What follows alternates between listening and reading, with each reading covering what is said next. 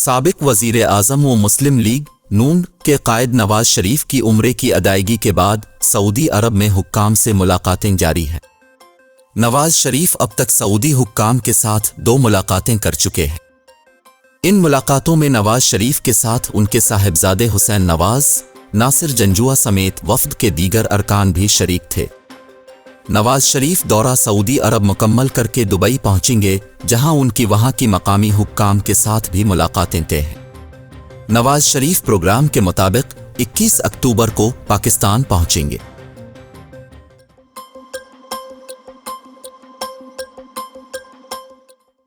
اسلام آباد high court نے cipher case کی جیل میں سماعت کے خلاف چیئرمین پاکستان تحریک انصاف (PTI) عمران خان کی درخواست نمٹا دی۔ اسلام آباد ہائی کورٹ کے چیف جسٹس عامر فاروق نے درخواست نمٹانے کا فیصلہ سنایا۔ چیئرمین PTI کی درخواست کس بنیاد پر نمٹائی گئی، تحریری فیصلے میں وجوہات سامنے آئیں گی۔ اسلام آباد ہائی کورٹ کی جانب سے درخواست نمٹانے کا تحریری فیصلہ کچھ دیر میں جاری کیا جائے گا۔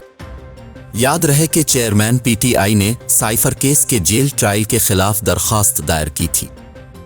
آج چیئرمین PTI کی جانب سے سردار لطیف کھوسہ عدالت میں پیش ہوئے اور سائفر کیس کو جھوٹ اور بے بنیاد قرار دیتے ہوئے کہا کہ سائفر کیس میں سیکرٹ ایکٹ کا سیکشن 5 لاگو ہی نہیں ہوتا۔ لطیف کھوسہ کا کہنا تھا سائفر امریکہ میں تعینات پاکستانی سفیر اسد مجید کو دیا گیا، جسے وزارت خارجہ نے ڈی کلاسیفائی کیا اور جو اس وقت وزارت خارجہ میں موجود ہے۔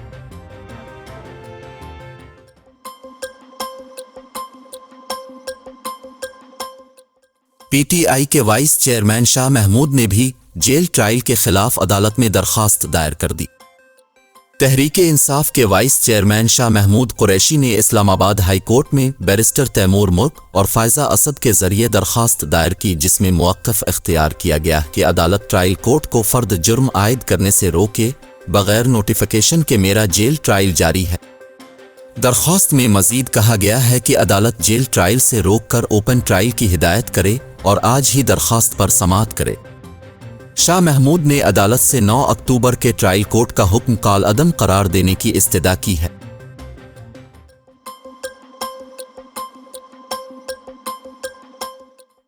پاکستان تحریک انصاف PTI کے رہنما فرخ حبیب نے پارٹی سے راہیں جدا کرتے ہوئے استحکام پاکستان پارٹی IPP میں شمولیت اختیار کر لی۔ لاہور میں استحکام پاکستان پارٹی کے دفتر میں پریس کانفرنس کرتے ہوئے فرخ حبیب کا کہنا تھا کہ پچھلے 5 ماہ سے اپنے گھروں میں موجود نہیں تھے۔ 9 مئی واقعے کے بعد ہم نے قانون کا سامنا نہیں کیا۔ 3 ہفتوں سے میں نے اپنا رابطہ فیملی کے ساتھ بھی منقطع کیا ہوا تھا، جس کی کچھ وجوہات ہیں۔ انہوں نے کہا کہ 5 ماہ سے مسلسل دماغ میں سوچ تھی کیا اس سیاست کے لیے میں اپنی سیاسی جدوجہد کا آغاز کیا تھا۔ ہم تو پاکستان کو حقیقی معنوں میں قائد اعظم کا پاکستان بنانے کے لیے جدوجہد کا آغاز کیا اسی سیاست کے لیے اپنی جدوجہد کا آغاز کیا تھا۔ یہ کوئی کفر اور اسلام کی جنگ نہیں ہے۔ ہم ملک کو تشدد کی سطح پر لے آئے، آئینی طریقے سے عدم اعتماد ہوا۔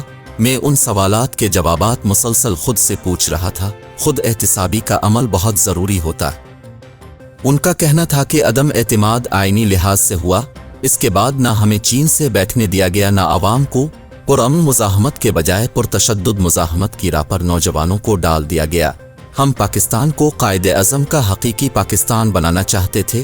بعض اوقات جذبات میں اب بہت آگے چلے جاتے ہیں۔ فرخ حبیب کا کہنا تھا کہ ہم خود مار کھا لیتے تھے، لیکن ہم نے پرتشدد مزاحمت اختیار نہیں کی تھی۔ 2008 میں ہم اس وقت کام کر رہے تھے جب لوگ ہم سے پوچھتے تھے PTI ہے کیا۔ لوگوں کے مائنڈز کو ہائی جیک کر کے جذبات کو بھڑکایا گیا۔ سیاستدان گھروں سے گرفتار ہوتے ہیں، پہلے بھی گرفتار ہوتے رہے۔ چیئرمین PTI مسلسل پیغام دیتے رہے، مجھے آج پکڑنے آ رہے ہیں، کل پکڑنے آ رہے ہیں۔ ان کا مزید کہنا ہے کہ معصوم لوگوں کے جذبات کو بھڑکایا گیا، نفرت کے پیغامات کو پروان چڑھایا گیا۔ چیئرمین PTI نے ذمہ داری کا مظاہرہ نہیں کیا۔ انہوں نے مسلسل لوگوں کی ذہن سازی کی اور تیار کیا۔ PTI کی حکومت میں بھی اپوزیشن نے عدالتوں میں اپنے کیسز کا سامنا کیا۔ ان کا مزید کہنا تھا کہ 9 مئی کو جو کچھ ہو افسوسناک اور قابل مذمت تھا۔ جس دن حالات کشیدہ ہوئے اس دن میں کسی جگہ احتجاج میں نہیں کیا گیا۔ اس دن جو کچھ ہوا وہ ایک سیاہ دن کے طور پر قدر کیا جائے گا۔ چیئرمین پی ٹی آئی چاہتے تھے کہ لوگ ان کے لیے لڑیں، وہ گرفتاری نہیں دینا چاہتے تھے۔ فروخ حبیب کا کہنا تھا کہ گھر پر سویا ہوا تھا۔ اہلیہ نے بتایا کہ چیئرمین پی ٹی آئی گرفتار ہو چکے ہیں۔ چیئرمین پی ٹی آئی نے ایسا ذہن بنایا، لوگ اپنی افواج کے خلاف لڑنے نکل پڑے۔ بدقسمتی سے چیئرمین پی ٹی آئی تشدد کو پروان چڑھاتے رہے اور تشدد کو پروموٹ کرتے رہے۔ سائفر کے حوالے سے انہوں نے بتایا کہ سائفر سے متعلق اجلاس کا مشترکہ اعلامیہ جاری ہوا، یہ سازش نہیں مداخلت ہے۔ پاکستان نے سائفر پر ڈی مارچ کیا، اپنے قومی مفاد کو سامنے رکھنے کے بجائے کہا اس پر سیاسی بیانیہ بنائیں۔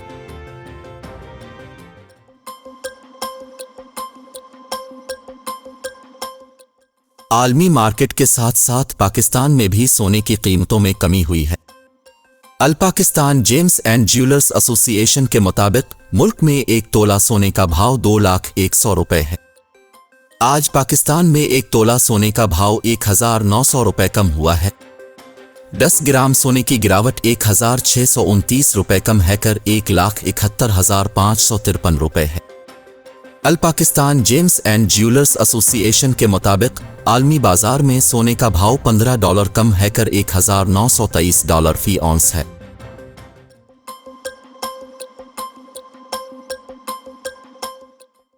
نگراں وزیر اعظم انوار الحق کاکڑ نے پرائس کنٹرول کے سخت طریقہ کار کو فعال کرنے کی ہدایت کرتے ہوئے کہا کہ پیٹرول کی قیمت کم ہو چکی، سرکاری ادارے اب مہنگائی کم کرائیں۔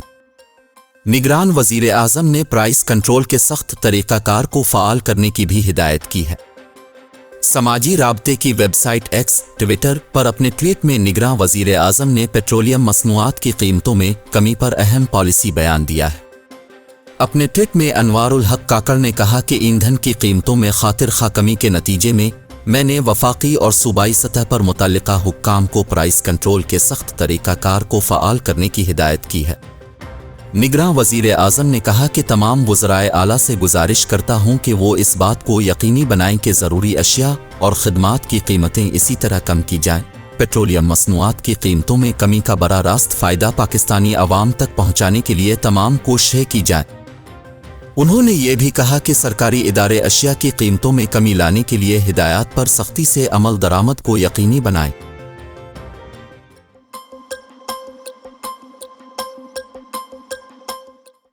اسٹیٹ بینک نے 75 روپے کے نیلے اور سبز رنگ کے نوٹ سے متعلق وضاحت کر دی۔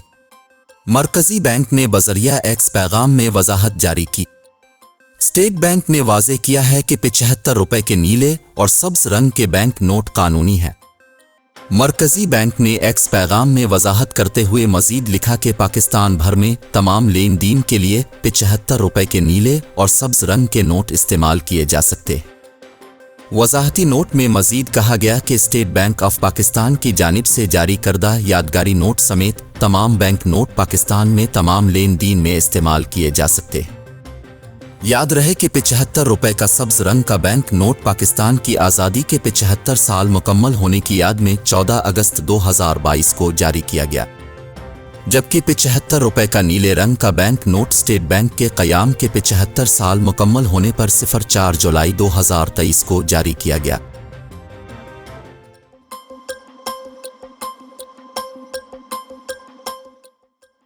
کراچی میں اسٹریٹ کرائم کی وارداتوں کا سلسلہ جاری ہے۔ میئر کراچی مرتضی وہاب کے ترجمان کرم وقاص کو بھی ڈاکوؤں نے لوٹ لیا۔ میئر کراچی کے ترجمان کرم وقاص بھی اسٹریٹ کرمنلز کے نشانے پر آ گئے۔ کرم وقاص سے رقم اور لاکھوں روپے مالیت کا موبائل فون چھین لیا گیا۔ واقعہ گزشتہ روز اس وقت پیش آیا جب میئر کراچی کے ترجمان لیاری میں پیپلز پارٹی کے جلسے میں شرکت کے بعد واپس آ رہے تھے۔ 2 موٹر سائیکل سوار ملزمان نے کھارا در کے قریب کرم اللہ وقاص کو روکا اور لوٹ لیا۔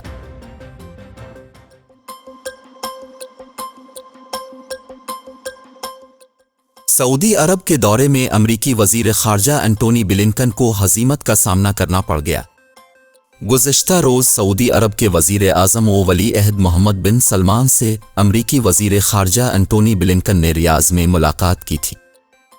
امریکی اخبار واشنگٹن پوسٹ کے مطابق سعودی ولی عہد محمد بن سلمان نے پہلے تو بروز ہفتہ کے امریکی وزیر خارجہ انٹونی بلنکن کو ملاقات کے لیے گھنٹوں انتظار کروایا اور پھر اگلی صبح اتوار کو ملاقات کی تو زور غزہ کے معصوم فلسطینیوں کا قتل رکوانے پر دیا۔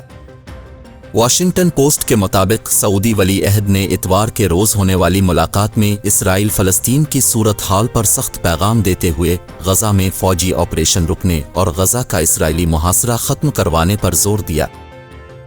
سعودی ولی عہد محمد بن سلمان کا کہنا تھا کہ اسرائیلی حملوں میں معصوم فلسطینی قتل ہو رہے ہیں، اسرائیل کو چاہیے کہ غزہ کا محاصرہ ختم کرے، غزہ کو پانی، بجلی اور ایندھن کی فراہمی بحال کرے۔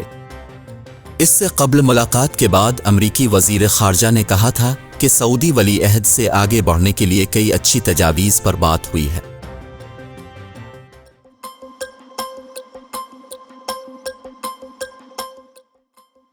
پاکستان پیپلز پارٹی کے شریک چیئرمین اور سابق صدر آصف علی زرداری نے مولانا فضل الرحمان سے اسلام آباد میں ان کی رہائش گاہ پر ملاقات کی ہے۔ آصف زرداری اور مولانا فضل الرحمان کی ملاقات کے موقع پر مولانا عبدالغفور حیدری، ڈاکٹر عاصم اور رخسانہ زبیری بھی موجود تھے۔ سابق صدر نے مولانا فضل الرحمان سے ان کی خوشدامن کے انتقال پر فاتحہ خوانی کی۔ دونوں رہنماؤں کی ملاقات میں ملک کی موجودہ سیاسی صورتحال اور انتخابات سے متعلق بات چیت ہوئی۔